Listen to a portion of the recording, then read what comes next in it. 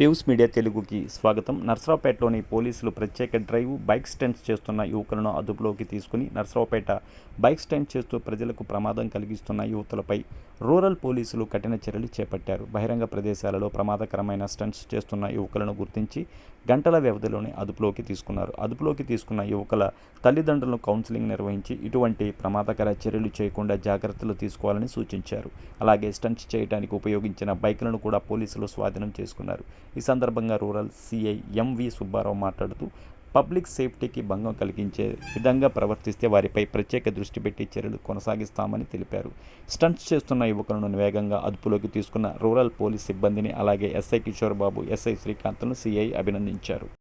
Rural పరిధిలో నెలమంద బైపాస్లో ఒక కుర్రవాడు ఒక 2 వీలర్ మీద ప్రమాదకరంగా స్టంట్ చేస్తూ ముందు చక్రం పైకి లేపి నడపడం సోషల్ మీడియాలో వచ్చింది.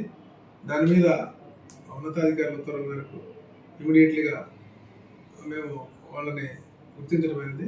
గుర్తించి అతనితో పాటు అతను ఎంకరేజ్ చేసి అక్కడ ఉన్న మిగతా 8 మందిని కూడా తీసుకొని వచ్చి అతను నడిపిన బైక్ని, అది యమహా MT బైక్, దాన్ని సీజ్ చేశాం. అదేవిధంగా ఆ కుర్రాడు మనోజ్ కుమార్ కొన్న డ్రైవింగ్ లైసెన్స్ ఉంది, దాన్ని క్యాన్సిలేషన్ పంపిస్తున్నాం.